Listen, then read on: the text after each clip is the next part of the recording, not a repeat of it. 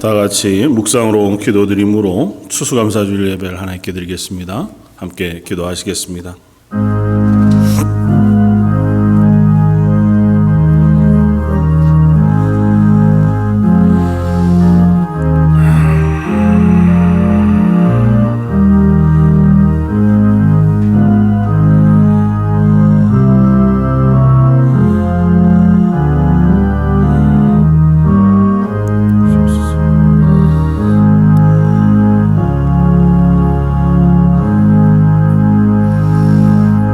여호와께 감사하라. 그는 선하시며 그 인자하심이 영원하미로다. 여호와의 속량을 받은 자들은 이같이 말할지어다. 여호와께서 대적의 손에서 그들을 속량하사 동서남북 각 지방에서부터 모으셨도다. 여호와의 인자하심과 인생에게 행하신 기적으로 말미암아 그를 찬송할지로다. 감사제를 드리며 노래하여 그가 행하신 일을 선포할지로다. 아멘. 우리를 부르시고 하나님의 자녀 삼아 주시며 우리의 모든 죄악을 예수 그리스도의 십자가의 피로 대속해 주셔서 오늘도 하나님을 향하여 나오며 감사함으로 예배하게 하시니 감사합니다. 하나님께 감사할 수 있는 것은 저희들을 부르심 때문이고 또 저희 연약함에도 불구하고 저희 하나님 되어 주심 때문인 줄 믿습니다. 예배하는 모든 심령 가운데 다시 한번 하나님의 자녀됨의 기쁨, 구원받은 감격이 넘치게 해주시고 저희들이 드리는 감사의 고백을 받으셔서 더욱 풍성하고 넉넉한 것으로 은혜 내려 주옵소서. 오늘 말씀 예수님 이름으로 기도드립니다. 아멘. 선하사 천지를 만드신 하나님 아버지를 내가 믿사오며 그 외아들 우리 주 예수 그리스도를 믿사오니 이는 성령으로 잉태하사 동정녀 마리아에게 나시고 본디오 빌라도에게 고난을 받으사 십자가에 못 박혀 죽으시고 장사한 지 사흘 만에 죽은 자 가운데서 다시 살아나시며 하늘에 오르사 전능하신 하나님 우편에 앉아 계시다가 저희로서 산 자와 죽은 자를 심판하러 오시리라. 성령을 믿사오며 거룩한 공회와 성도가 서로 교통하는 것과 죄를 사하여 주시는 것과 몸이 다시 사는 것과 영원히 사는 것을 믿사옵나이다. 아멘. 찬송가 21장을 함께 찬양하시겠습니다.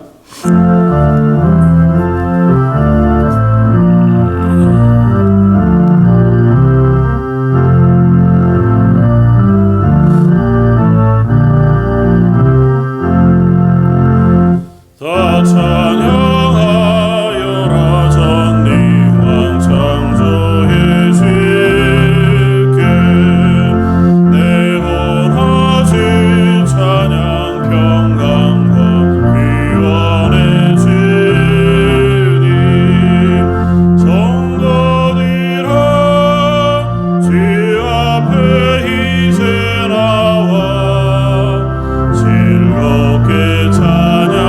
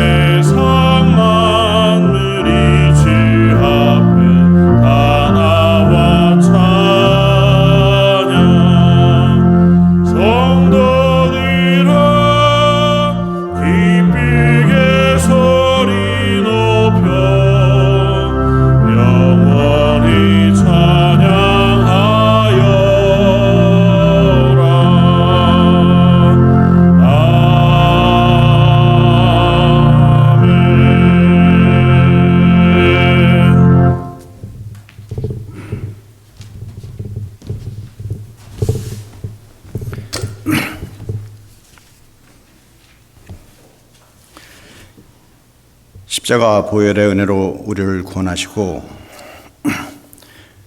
너희는 내 것이라 자녀 삼아주신 하나님 아버지께 찬양과 감사를 드립니다. 오늘 주님의 날 건강 주시고 믿음 주시어서 하나님을 찬양하고 경배하게 하시니 감사드립니다. 보혈의 공로 의지함으로 이 시간 하나님을 예배하오니 저희 예배를 받아 주시옵소서. 하나님 아버지, 오늘은 추수감사 주일로 함께 예배를 드립니다.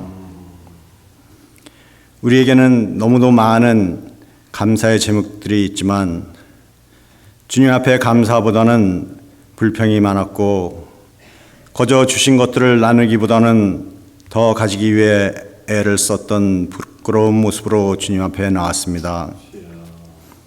이기심과 탐욕으로 가득한 우리의 심령을 깨끗이 하시고 주님께서 베푸신 모든 것들을 감사의 눈으로 다시 바라보게 하여 주시옵소서. 험난하고 복잡한 이 세상의 삶 가운데서 저희의 생명을 지키시고 먹을 것, 입을 것을 주시고 때를 따라 이른 비와 늦은 비와 햇빛을 내려주셔서 땅에 풍성한 소산물을 허락하시는 하나님께 감사를 드립니다. 이제 우리와 함께하는 형제, 자매, 가족들이 전부 다 하나님의 사랑의 선물임을 알게 하시고 우리가 섬기는 주님의 교회가 주님의 은혜임을 알게 하여 주시옵소서. 우리를 구원하시고 사랑하시고 영원한 천국까지 인도하시는 하나님의 사랑을 이 시간 그 은혜가 얼마나 크고 귀한 것인지 되새겨보며 주님 앞에 감사하며 경배드리게 하여 주시옵소서. 마지막 때에 추수할 일꾼을 부르시는 하나님, 우리의 삶 속에서 늘 풍성한 결실을 맺어서 소중한 열매를 주님 앞에 드리는 삶이 되게 하여 주시옵소서.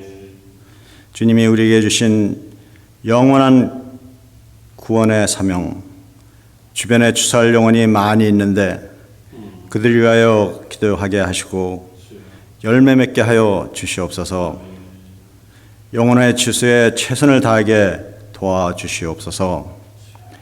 날마다 생명의 복음을 말로 행함으로 전하는 저희들 되게 하여 주시옵소서. 우리의 일상에서 하나님 아버지, 단위에 세우신 목사님, 성령 하나님 함께하여 주시고 인도하여 주시옵소서.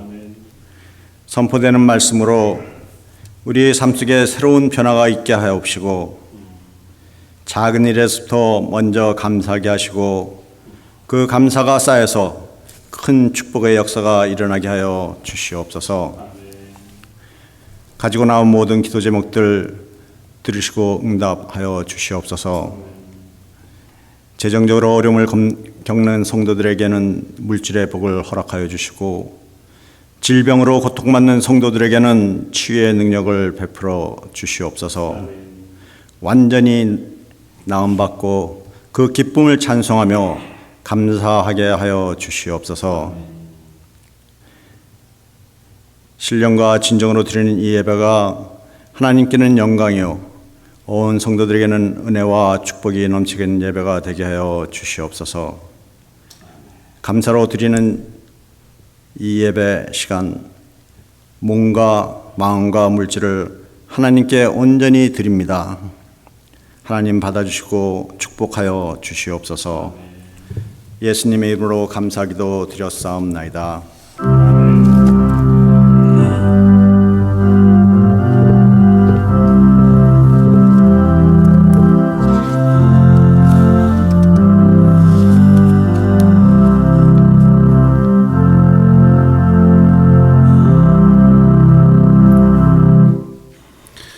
찬송가 588장을 함께 찬양하시겠습니다.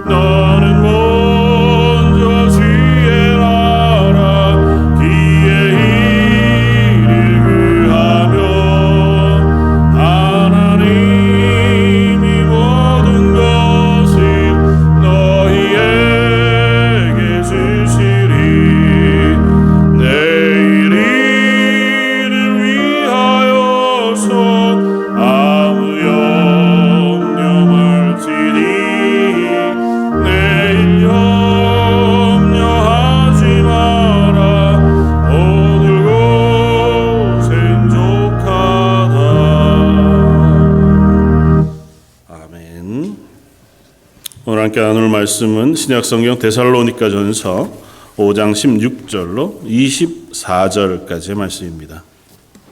신약성경 333쪽에 있는 말씀입니다.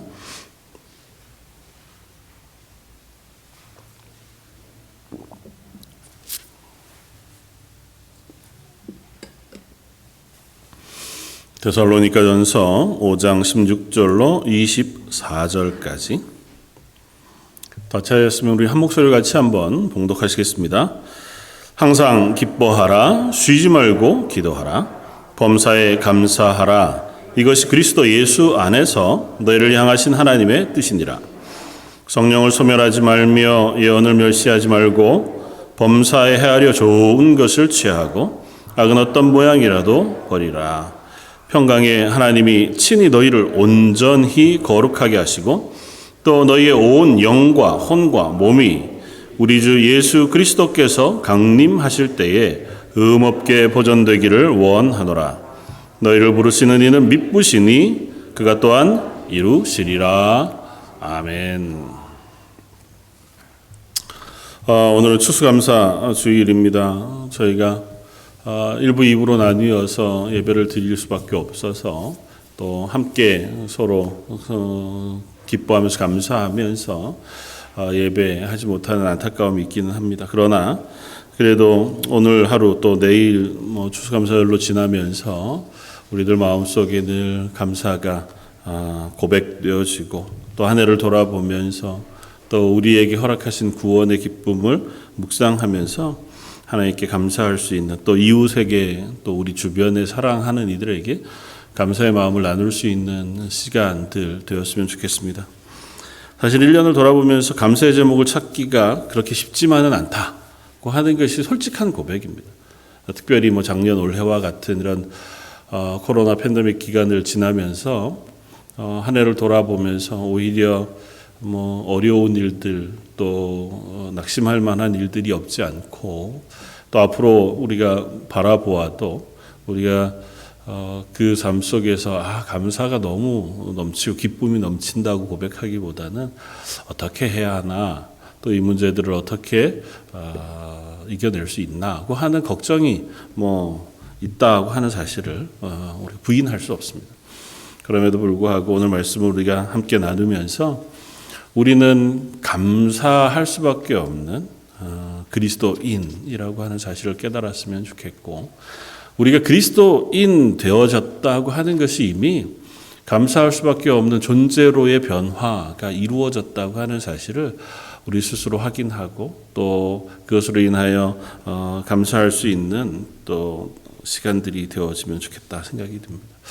데살로니가 전서라고 하는 성경은 데살로니가에 있는 교회에 보낸 사도 바울의 편지입니다. 근데 사도 바울의 그 편지들이 꽤 많이 있잖아요. 로마서부터 해서 히브리서까지. 히브리서는 좀 여러 가지 생각이 있긴 하지만 그 중에서 가장 빠른 시간에 이른 시간에 쓰여진 성경이 데살로니가 전서입니다. 그러니까 신약 성경 전체로 보아서도 혹 야고보서가 데살로니가 전서보다 비슷한 시기 혹은 더 빨리 쓰여졌을까 하는 시기상의 문제가 있을 뿐이지 신약 성경 전체로 보아서도 데살로니가 전서는 가장 빠른 시간에 쓰여진 성경이에요. 언제쯤이냐 하면 사도 바울이 2차 전도 여행 때에 유럽 쪽에 마게도니아 사람으로 표현되어진 유럽 대륙으로 하나님께서 그를 인도하셔서 유럽의 첫 성인 빌립보라고 하는 성에서 복음을 전도하고 그리고 그곳에서 감옥에 갇혔다가 나오고 유대인들에 의해 박해를 받아서 그 다음 도시로 간 곳이 데살로니가라고 하는 도시였고 그곳에서 한 3주간 혹은 좀 더 되는 기간 동안 머무르면서 복음을 증거하고 여러 귀부인들, 헬라인들 또 그곳에 있는 이들이 예수 그리스도를 영접하고 교회가 되어져요. 그런데 또 그 교회가 되어지고 사람들이 모이고 예수 그리스도를 믿고 구원받는다고 하는 이야기가 전해지니까 그곳에 있던 유대인들과 빌립보에 있던 유대인들이 또다시 사도 바울을 박해합니다. 그래서 사도 바울뿐만 아니라 일행들을 다 붙잡아서 막 법원에 고소하고 이런 일들이 일어나요. 그래서 급히 사도 바울만 따로 빼서 도망 보낸 곳이 아덴이라는 곳이었고요. 그리고 나서 아테네에서 사도 바울이 나중에 고린도라고 하는 쪽으로 이제 이동해 옵니다. 그리고 그 고린도에 도착했을 때의 편지를 써요. 그게 데살로니가 전서입니다. 그러니까 사도 바울이 2차 전도 여행 때니까 굉장히 이른 시간. 아직도 사도 바울이 교회들을 세워가고 있을 때, 특별히 데살로니가라고 하는 교회 성도들로 생각하면 교회가 세워진 지 불과 얼마 되지 않은 때예요. 그러니까 예수 그리스도를 영접한 지 얼마 되지 않은 때. 특별히 데살로니가에 있는 교회는 이방인들이 많았거든요. 그러니까 이방인들은 예수님에 대해서 전혀 알지 못했습니다. 구약 성경을 잘 아는 것도 아니었고 하나님에 대해서도 알지 못했습니다. 그런데 사도 바울에 의해서 복음을 받아들여서 그들이 믿고 세례받아 그리스도인이 됐고 교회가 됐어요. 그리고 곧바로 일어난 게 그들을 향한 박해였습니다. 그들을 향한 손가락질, 그리고 그곳에서 유대인들은 특별히 믿지 아니하는 유대인들에 의해서 대단히 고난을 겪게 되어지는 일이 동시에 일어나는 거죠. 그 교회를 향해서 사도 바울이 편지하면서 우리가 어떻게 그리스도인으로 살 것인가, 그리스도인 됨은 무엇인가라고 하는 것에 대해서 쓰고 있습니다. 그러니까 데살로니가 전서는 처음 성도가 되어진 데살로니가 교회를 격려하고 그들이 하나님 앞에서 온전하게 세워지게 하기 위하여 쓴 편지예요. 그래서 전체적으로 주제를 보면 종말론적인 성격이 꽤 강합니다. 예수님께서 곧 오실 것이다. 다시 예수님이 오시고 다시 오시는 예수님이 오실 때 우리가 그리스도인으로 발견되어야 할 것이다. 그러니 지금 깨어 경성하여 너희가 흔들리지 말고 너희의 외부에 오는 어떤 도전과 환경에도 불구하고 흔들리지 말고 신앙을 지켜 경건의 삶을 살며 성도 서로 간에 또 너희 스스로의 삶 속에 그리스도인이라고 하는 고백을 놓치지 말고 살아가십시오. 그렇게 권면하고 격려하는 게 데살로니가 전서의 말씀이에요. 그러니까 저희들에게도 그대로 적용할 수 있는 말씀들입니다. 우리는 뭐 신앙생활 오래 한 분들은 더 평생을 하셨을 수도 있고 또 이미 예수님이 부활승천하신 지가 2000여 년이 훨씬 지났으니 그간의 숱한 우리가 역사적인 기록들을 보았다 할지라도 개인의 삶 속에서 생각한다면 하나님 날 부르셔서 그리스도인 되어졌으니 그리스도인으로 나는 어떻게 살아야 할 것인가, 그리고 그리스도인으로 부르심 앞에서 앞으로의 삶 속에 우리는 어떤 자세로 그리스도인 됨을 고백할 것인가 하는 입장에서 생각해 본다면 데살로니가 전서의 데살로니가 교회를 향한 사도 바울의 권면 명령들을 그냥 덱트로 우리에게 적용해도 전혀 무리가 없는 말씀이 되어질 수 있겠다. 그래서 사도 바울은 오늘 5장에 보면 5장 특별히 구체적으로 그리스도인은 어떻게 살 것인가에 대한 설명을 하거든요. 그러면서 처음 시작할 때 예수님이 다시 오실 때까지 청지기로서 너희의 삶을 살아야 할 것에 대해서 말씀하세요. 9절에 하나님이 우리를 세우심은 노하심에 이르게 하심이 아니요 오직 우리 주 예수 그리스도로 말미암아 구원을 받게 하심이라. 예수께서 우리를 죽으사 우리로 하여금 깨어 있든지 자든지 자기와 함께 살게 하려 하셨느니라. 그러니까 우리로 하여금 그리스도인으로 살게 하시기 위해서 예수님이 우리를 구원하셨다는 거예요. 그러니까 예수님이 다시 오실 때까지 우리가 깨어 있어서 그때까지 그리스도인으로 사는 것이 하나님 우리를 구원하신 이유다라고 하는 설명을 먼저 합니다.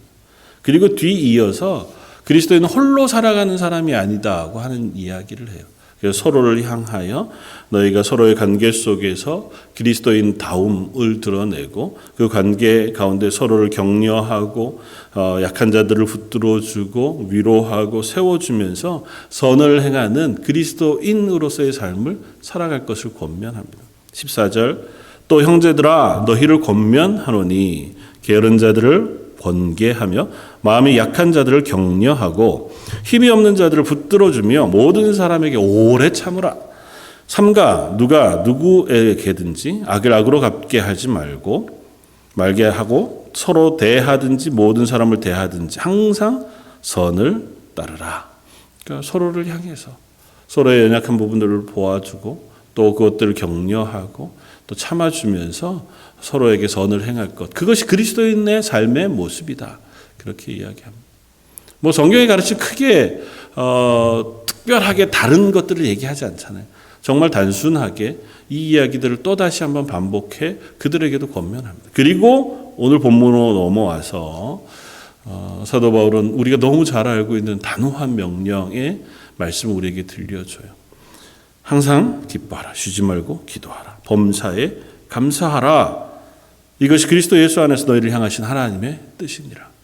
이어진 명령들이 계속되어지면 오늘 이 세 가지 명령과 특별히 감사절이니까 18절 말씀을 가지고 함께 그리스도인으로서 성도로서 어떻게 살 것인가에 대한 고백을 한 번 더 나누면 좋겠습니다. 첫 번째는 이것입니다. 성도의 삶을 향하신 하나님의 뜻에는 예외가 없다. 좀 더 구체적으로 얘기하면 범사에 감사하라, 항상 기뻐하라, 기도하라고 하는 이 명령에는 예외가 없다. 그건 개인적으로도 상황적으로도 그렇습니다. 이 명령은 공통적으로 앞쪽에 붙는 부사들이 있어요. 상황과 시간의 예외를 두지 않는 것입니다. 항상 쉬지 말고 범사에 기도하고 감사하고 기뻐하라는 것입니다. 예외가 없어요. 항상 쉬지 말고 어떤 상황에도. 근데 생각해 보면 아무리 성도의 삶이라고 해서 항상 똑같을 수 없잖아요. 성도의 삶이라고 해서 항상 기쁘기만 한 것도 아니고 항상 감사가 넘칠 만한 풍성한 삶만 있는 것도 아니잖아요. 저희 고백했듯이 지난 한 해 돌아보면서 아마 어떤 분이 그런 글을 썼더라고요. 추수감사절을 맞이하면서 2021년 추수감사절을 맞이하면서 정말 한 해를 돌아보면서 주신 것에 감사하는 마음으로 예배에 참석해야 하는데 참 어렵습니다.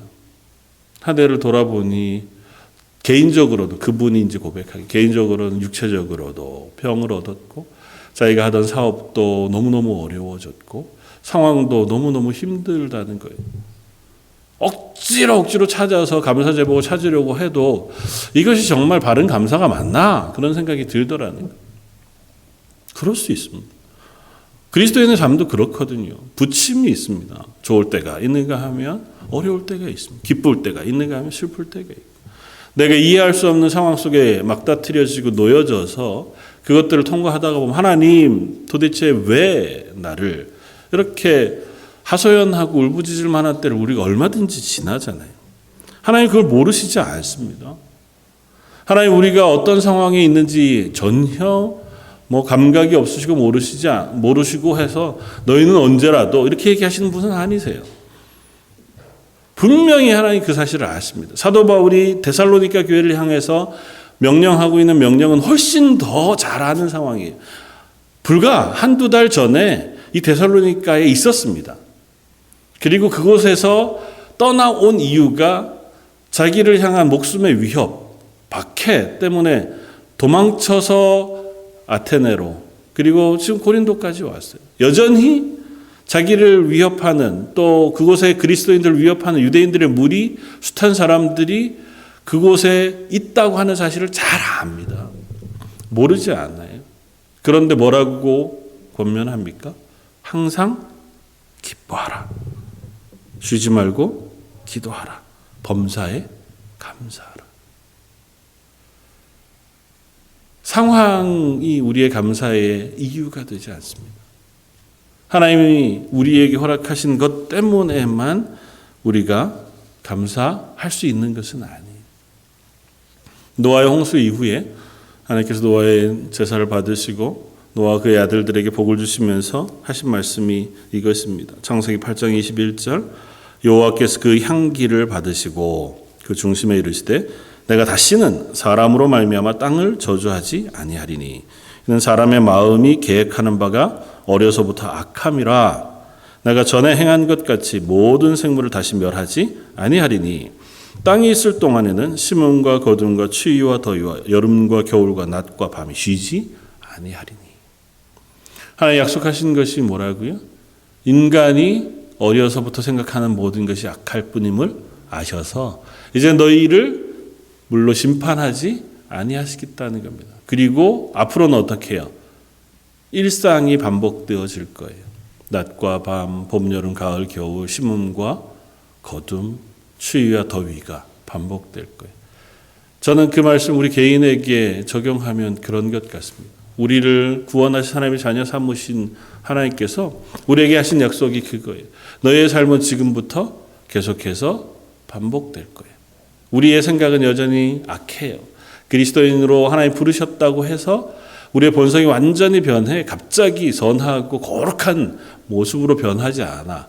그래도 이 땅을 살아가는 동안 하나님 우리에게 우리의 일상을 지켜주실 거예요. 반대로 얘기하면 일상 가운데 또 부침, 기쁨과 즐거움, 고난과 평안, 혹은 잘된 복된 은혜와 혹은 우리 속에 일어나는 갈등들이 반복되는 삶을 하나님께서 여전히 우리들에게 놓아두시겠다. 그 말씀하시는 것 같아 보입니다. 우리의 삶을 돌아보면 당연히 그렇죠. 그렇지 않은 인생은 어느 누구도 없습니다. 이것이 하나님이 이 땅을 심판할 때까지는 여전할 겁니다. 이 땅을 하나님께서 심판하실 날이 있으실 거예요. 하나님 온 세상을 심판하시고 그 가운데 하나님의 백성을 구원하셔서 하나님의 나라를 완성하시는 날이 임할 겁니다. 그러나 그때까지는 이것이 변하지 않을 거예요. 악인이나 선인이나 동일하게 하나님 비를 내리시고 또 악인이나 선인이나 동일하게 이 땅의 삶을 살아가는 동안 생사화복 희노애락을 겪으면서 살아가도록 하나님께서 그냥 내버려 두실 겁니다. 그렇다면 그런 우리의 삶의 여러 상황 가운데 항상 쉬지 않고 범사에 감사하는 것이 가능한 일일까? 항상 우리가 쉬지 말고 기도하는 것, 그거야 우리가 하나님 앞에 기도하는 일이고 의지로 할 수 있는, 쉽지 않죠. 성공하지 못하지만 그래도 의지로 할 수 있잖아요. 쉬지 말고 기도해라 그러시면 그래도 하루에 한 번씩 내가 꼭 기도해야지. 왜 다짐하고 할 수 있는 일이기도 하잖아요. 기뻐하라, 감사하라, 특별히 감사는 우리가 의지로 하는 것이기도 하지만 보통은 내게 주어진 상황이 나에게 감사하게 하는 거잖아요. 감사할 이유가 주어지니 감사한 거잖아요. 보통 그렇지 않습니까? 보통 감사는 나한테 무엇인가가 일어났는데 그게 너무 좋아. 그리고 감사의 이유가 돼. 그래서 감사합니다. 우리가 보통 그렇게 하잖아요. 근데 하나님이 어떻게 하라고 하시냐면 범사에 감사하다. 너희가 어떤 상황에 놓여 있다 하더라도 너희에게 만나지는 어떤 일들이 너희 앞에 주어진다 하더라도 감사하라. 사도 바울이 데살로니가 교회를 향해서 아주 단호하게 이야기합니다. 예외가 없어요. 거기에 어떤 조건을 붙이지 않습니다. 사도 바울이 데살로니가 교회를 향하여 이야기하면서 조건을 붙이지 않아요. 이 세 가지 명령 가운데 정확하게 단호하게 3번 반복해서 항상 기뻐해라. 쉬지 말고 기도해라. 범사에 감사해라. 너희의 상황이 어떠하든지 너희가 어떤 자리에 있든지 너희의 지금 형편이 어떠하든지 간에 기뻐하고 감사해라. 그것이 너희를 향한 하나님의 뜻이니라고 말씀하세요. 그리스도인 됨은 감사하도록 부르신 하나님의 부르심 앞에 선 사람들이라는 결론에 이르게 됩니다. 그리고 하나님 우리에게 감사하라고 말씀하시는 것은 우리의 상황, 우리에게 주어진 무엇 때문에가 아니고 내 존재가 그리스도인 되었으므로 하나님께 드리는 감사라는 거예요. 그리스도인은 존재가 바뀐 사람이잖아요. 옛사람은 벗어버리고 예수 그리스도로 새 사람을 입은 사람들이에요. 그래서 이제는 우리가 성령이 우리 가운데 거하셔서 하나님이 우리와 동행하시는 하나님의 자녀, 하나님의 사람 되었습니다고 하는 고백을 가진 사람들이에요. 그것이 우리의 감사의 이유이자 조건이라는 거예요. 다른 것은 그것에 비하면 아무것도 아니에요. 내가 그리스도인 되었느냐, 구원받았느냐, 하나님의 자녀가 되었느냐, 우리의 인생, 삶의 모든 순간 성령이 나와 함께 하시고 하나님이 나를 지키시고 보호하시느냐에 비하면 우리의 생사화복 일어나는 숱한 상황들과 일들은 아무것도 아니에요. 성경에 누차 말씀하시는 천지를 창조하신 하나님, 크고 광대하신 하나님, 그 하나님이 우리와 다르세요. 금도 내 것이요, 은도 내 것이요, 온 천지를 창조하신, 말씀으로 창조하신 하나님, 그 하나님이세요. 그 하나님이 우리와 함께 하신다는 거잖아요. 그렇다면 우리에게 일어나는 일들은 부수적인 것, 그것 때문에 일희일비할 것이 아니고 그 하나님이 나의 하나님 되신 것 때문에 우리는 감사할 조건이 충분한 사람이에요. 그래서 예외가 없어요. 그리스도인에게 감사에는 예외가 없습니다. 두 번째, 감사하는 것은 하나님이 우리에게 맡기신 사명입니다. 감사하면서 사는 삶, 그것은 우리가 당연히 해야 할 것이기도 하지만 또 다른 한편으로는 우리가 의지를 가지고 감사해야 하는 삶이기도 해요. 오늘 칼럼에 제가 예전에 읽었던 앤 보스캠프라고 하는 한 분이 쓴 1000개의 선물이라고 하는 책에 대한 이야기를 썼습니다. 요즘은 아마 제목이 바뀌어서 또 재출판되는 것 같아요. 찾아보니까 키치너 존 북쪽에 있는 작은 도시에서 태어난 캐네디언 여자분인데 그곳에서 자라서 농부의 아내가 되어서 삽니다. 6명의 아이를 홈스쿨링으로 키우다가 아마 최근에 한 수년 전에 그 하트어택이 와서 좀 어려움을 겪었나 봐요. 그런데 그 이후에 다시 아이 하나를 입양해서 지금 7명의 아이 어머니로 있더라고요. 그래서 여러 괴로운 시절을 자기는 많이 겪어가면서 청년 때까지 자랐다고 해요. 어렸을 때 뭐 동생을 잃고 또 어머니가 정신병원에 입원하는 그 경험을 하면서 20대까지 자기는 왜 하나님이 이렇게 두셨는가 하고 하는 한탄과 또 어려움이 자기 속에 너무 가득했다. 그래서 맨날 어두운 속에 홀로 스스로 이렇게 숨어 들어갈 수밖에 없는 그런 삶을 살아가다가 결혼 이후에 자기 인생 가운데 삶을 향하여 하나님 주신 은혜들을 조금씩 생각하기 시작했다. 그러면서 이제 일기 블로그에다가 내가 하나님이 내게 주신 선물들을 하나씩 써보기로 했다는 거. 그래서 자기가 잘 좋아하는 것들을 먼저 찾고 자기가 보고 기뻐하는 것들을 먼저 찾고 또 그런 것들을 하나씩 찾아서 적다가 보니까 내 인생에 하나님께서 좋아하는 것들, 즐거워하는 것들, 기뻐하는 것들을 참 많이 주셨구나 고 생각하게 되고 그게 조금 더 나아가서 이것이 하나님이 내게 주신 은혜이자 선물이로구나. 그리고 그 선물을 내가 묵상하다가 보니 하나님 나 같은 사람을 구원하신 것에 대한 그 기쁨, 감사 이 외에 내가 다른 것으로 고민할 시간이 없겠다. 그래서 그 이후로는 어려움을 겪는 많은 이들을 도와주고 격려하고 또 그런 가정들을 세워나가는 일에 여전히 열심을 내고 사역하고 있습니다. 어려움이 왜 없겠어요?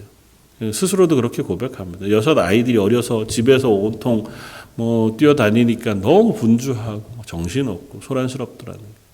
그런데도 그런 시간 속에 틈틈이 하나님께서 비춰주시는 은혜의 모습들 또 선물들을 자기도 묵상하면서 참 감사했다. 감사도 훈련이 되더라.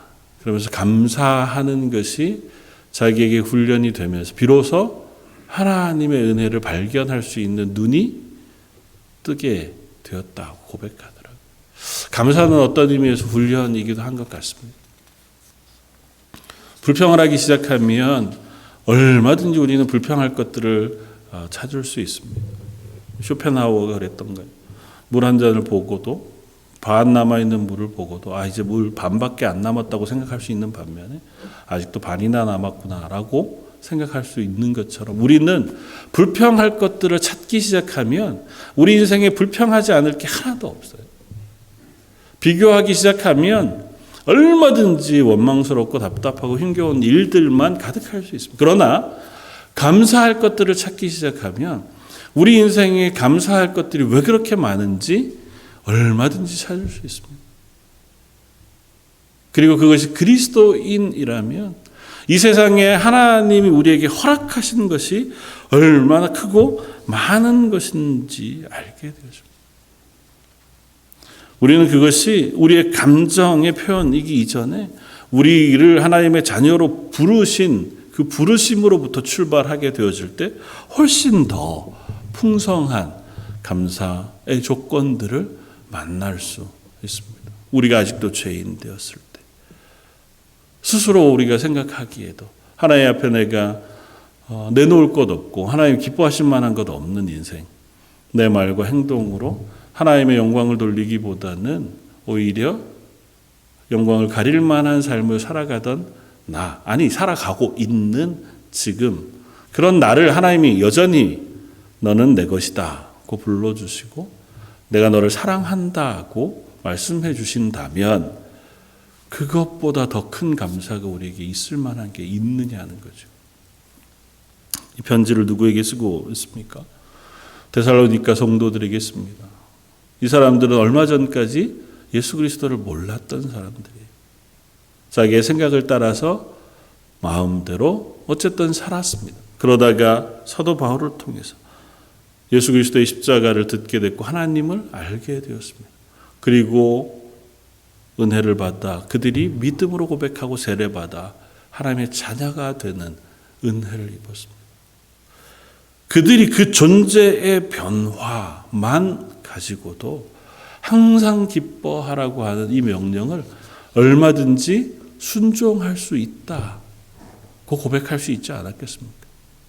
그냥 있었다면 아마 그렇게 살다가 죽었을 인생인데 무슨 은혜로 하나님께서 사람을 보내주셔서 정말 우연히 특별하게 예수 그리스도를 알게 하고 믿게 하고 세례를 받아 구원받은 하나님의 자녀가 되게 해주셨으니 하나님 저는 이것만으로 충분합니다.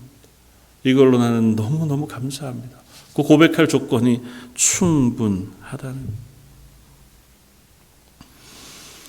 예수님께서 초막절에 예루살렘에서 가르치시면서 이렇게 설교하신 이야기를 우리가 기억합니다. 요한복음 7장 37절 이하에 명절 끝날 곧 큰 날에 예수께서 서서 외쳐 이르시되 누구든지 목마르거든 내게로 와서 마시라. 나를 믿는 자는 성경에 이른같이 그 배에서 생수의 강이 흘러 나오리라. 이는 그를 믿는 자들이 받을 성령을 가르쳐 말씀하시는 것이라. 이 명절은 초막절입니다. 성경 본문 앞에 보면 초막절, 그리고 초막절은 7일 동안 함께 모여서 예배하고 제사하고 그 마지막 날에 큰 성회로 모여요. 초막절은 또 다른 이름으로 수장절이라고 부르고요. 그건 추수를 감사하는 절기이기도 합니다. 이스라엘을 구원하신 하나님의 구원을 기억하면서 구원을 감사하는 날이기도 하면서 그 구원하신 하나님이 오늘도 우리를 지키시고 인도하셨다는 것을 이 추수의 때에 확인하며 다시 하나님께 감사하고 다시 오실 메시아, 예수님이 다시 오실 그 구원을 고대하면서 드리는 절기가 바로 초막절이에요. 그 초막절에 예수님께서 모인 많은 사람들에게 말씀합니다. 뭐라고 말씀합니까? 나를 믿는 자는 성경에 이른같이 그 배에서 생수의 강이 흘러넘칠 것이다. 목마른 인생, 우리의 인생 가운데 목마름이 있죠. 그게 재정적인 문제든 건강의 문제든 관계의 문제든 우리는 여타한 목마름을 가지고 살아갑니다. 그 갈증이 때로는 우리를 아프게 하기도 하고 슬프게 하게 하고 넘어지게 하기도 하는 이유가 되죠. 그러나 그것을 예수님께서 성령을 우리에게 부어주심으로 해결해 주시겠다. 하나님으로 인하여 우리가 그 갈증을 이겨낼 수 있고 그 인생의 문제들로부터 벗어날 수 있게 해주시겠다는 거예요. 하나님 성령 우리에게 부으셔서 해결하시는 문제는 우리가 돈이 없어 힘겨워할 때 돈을 주시겠다는 게 아니에요. 돈보다 더 큰 은혜가 우리에게 주어지므로 그것을 이길 수 있는 힘을 주시겠다는 거예요. 이 세상의 문제들을 넘어설 수 있는 하나님의 나라를 바라볼 소망을 주시겠다는 거예요. 이 땅을 그리스도인으로 살아가면서 때로는 우리 삶 속에 어려움이 있다 할지라도 그것이 전부가 아니라고 하는 사실을 깨달을 수 있는 믿음을 주시겠다는 거죠. 저 여러분들이 이미 성령을 받아 그리스도인 된 사람들입니다. 그러므로 우리는 이미 하나님의 자녀가 되었고 하나님의 약속을 입은 사람들이에요. 그 사람들에게 하나님 말씀하십니다. 너희의 삶 가운데 감사의 조건들을 스스로 찾아 고백하는 삶을 살아가라고. 이 77절 혹은 하나님 앞에 나와 드리는 이 예배 때에 그들의 인생이 항상 똑같이 풍년만 있었겠습니까? 하나님 앞에 나와서 너희가 거둔 수확이 많으면 그 해는 하나님께 나와서 감사해라. 그러나 혹 그의 수확이 적거든 그날은 스킵해도 좋겠다. 하나님 그렇게 말씀하시지 않잖아요. 너희가 1년 동안 벌은 벌이가 많으면 그때는 추수감사절에 감사하고 혹 너희의 형편이 어려워지거든 그 해는 감사를 좀 넘어가도 된다. 하나님 그렇게 말씀하시나요? 그렇지 않습니다. 우리에게 생명을 주신 하나님, 우리의 생명이 유지되는 한, 우리의 생명의 주인이신 하나님께 감사하게 하세요. 그리고 그 감사는 믿음이 있어야 감사가 돼요. 하나님이 살아계시다는 것과 하나님이 내 생명의 주인이시라는 것과 그 하나님이 나를 구원하셨다고 하는 믿음이 있어야 감사할 수 있습니다. 믿음으로 드리는 감사를 하나님 고백으로 받으시고요. 그 고백을 받으신 하나님께서 우리에게 은혜로 채우신다고 하는 것이 성경에서의 고백이잖아요. 그래서 우리는 감사함으로 하나님 우리에게 맡기신 그리스도인의 삶을 살아가는 사람인 줄 믿습니다. 마지막으로 그리스도인됨이 유일한 우리의 감사의 이유라고 하는 사실을 다시 한번 확인하면 좋겠습니다. 여러분들 그리스도인됨으로 인하여 드린 감사가 여러분 삶 속에 아마 있었는 줄 압니다. 처음 구원받고 혹 세례받고 그리스도인 되어졌다고 하는 기쁨이 우리 속에 있을 때 그때는 우리가 기도할 때마다 하나님 저를 구원해 주신 것이 너무 감사합니다.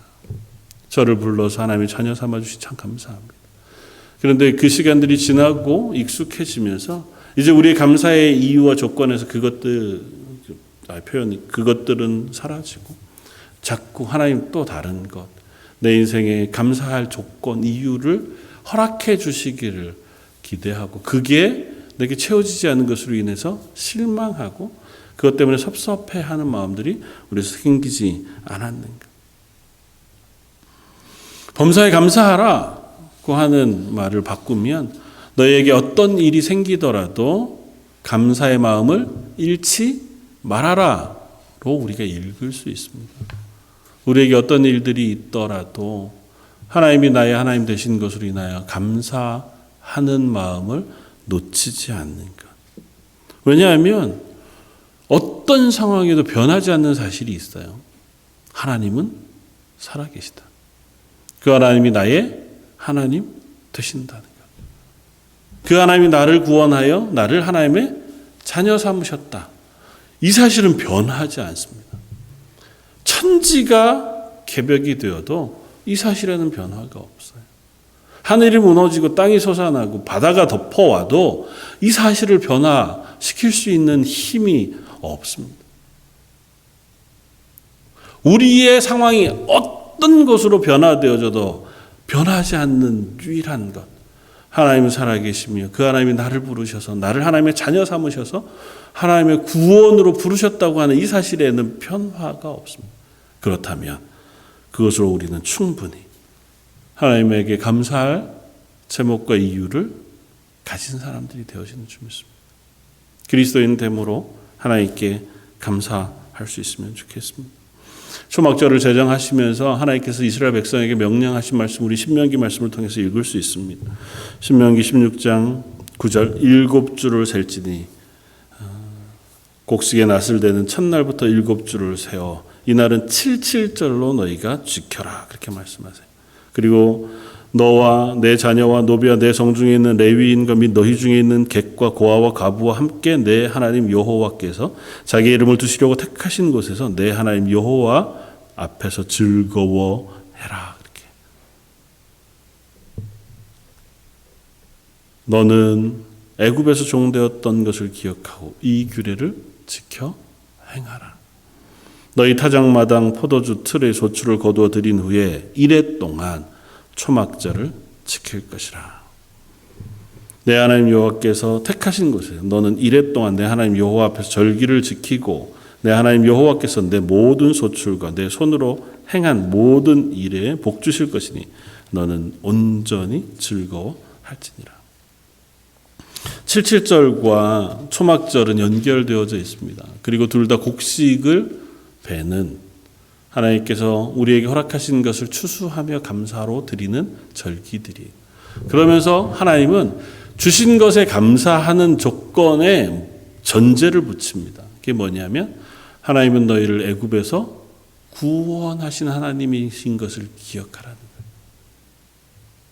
하나님 우리를 구원하셔서 이 땅에 보내셨고 이 땅에 너희가 살아가는 동안 하나님의 백성으로 사는 동안 여호와께서 내 모든 소출과 내 손으로 행한 모든 일에 복 주실 것이니 라고 말씀하세요. 하나님 우리의 하나님 되심으로 우리의 삶을 하나님께서 지키실 것이니 너희는 감사하라는 거예요.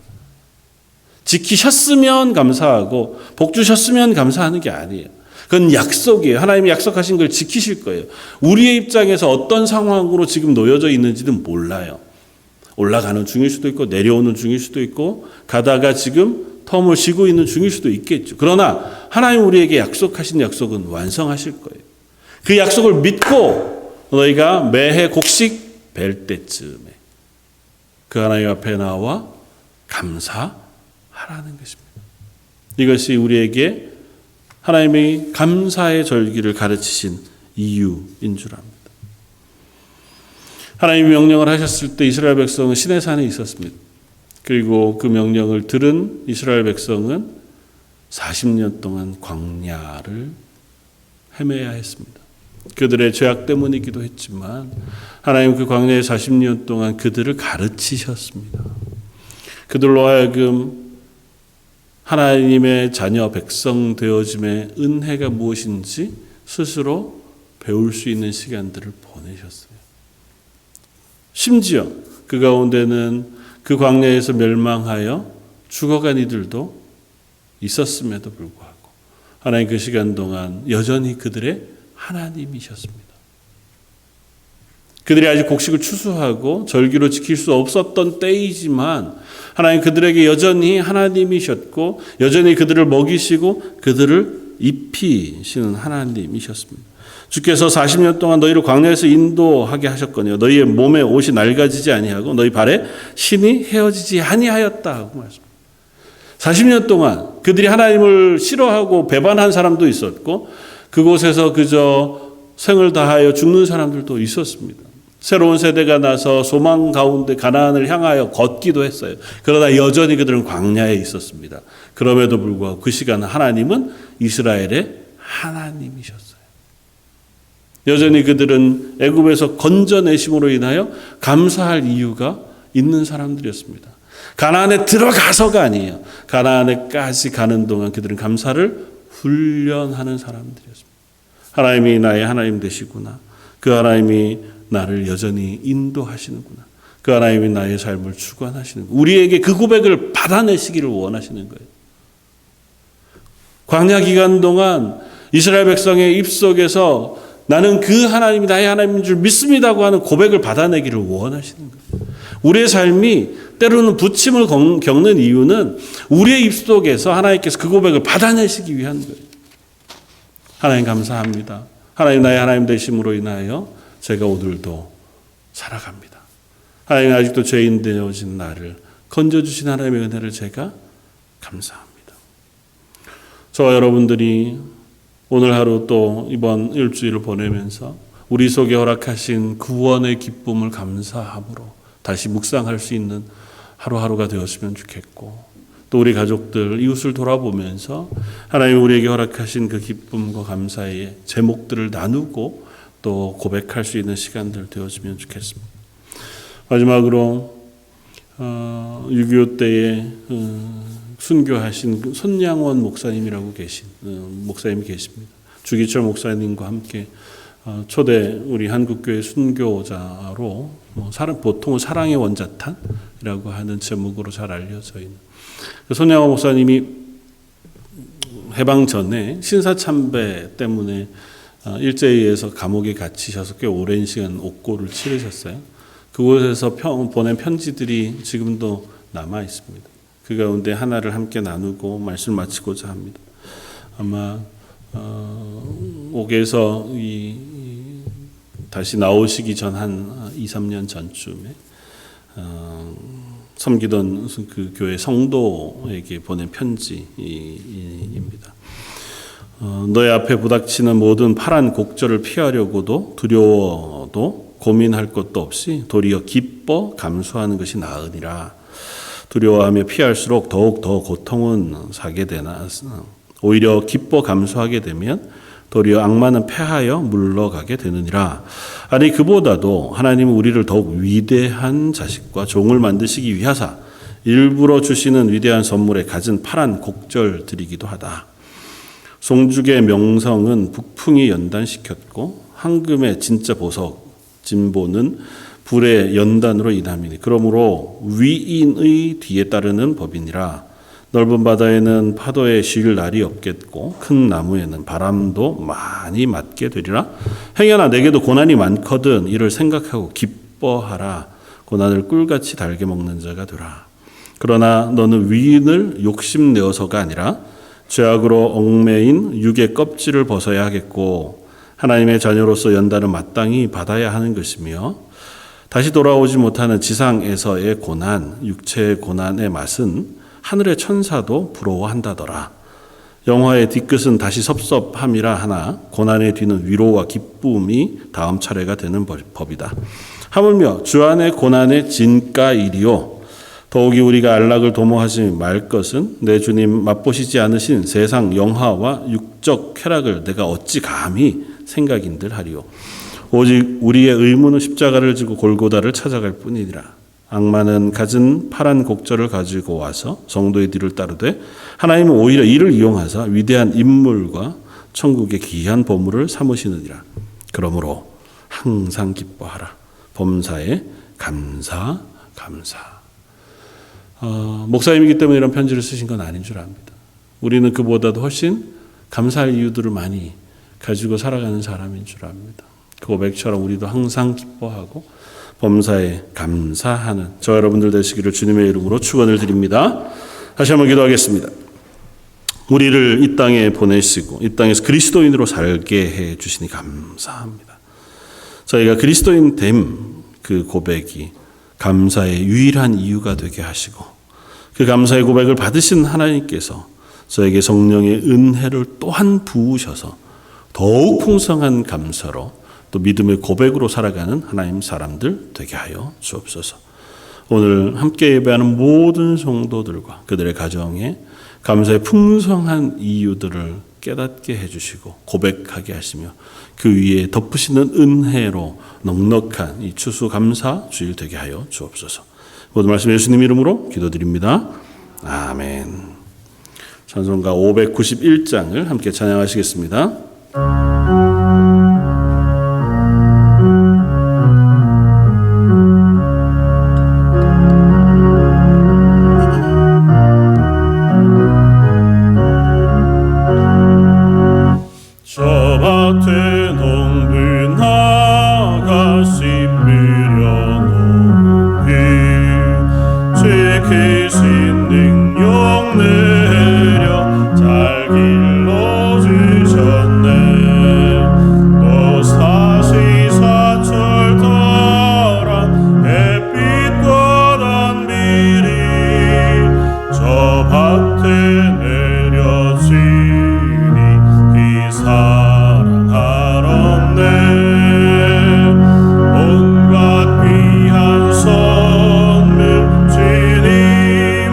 주신 것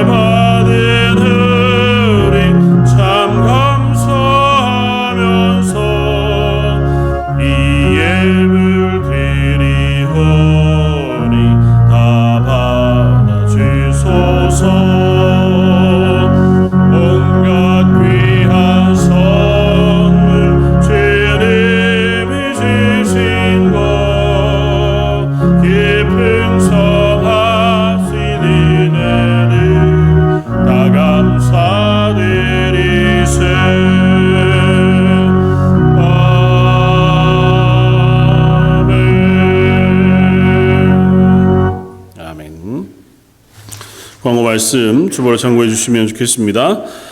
계속해서 1부, 2부로 예배를 드리는데요. 위에서 기도해 주시고 또 예배 참석하지 못하는 성도들 또 특별히 어르신들 기억하면서 기도해 주시고 권면해 주시면 좋겠습니다. 오늘 추수감사주일입니다. 여러 일들이 있었지만 그래도 그 안에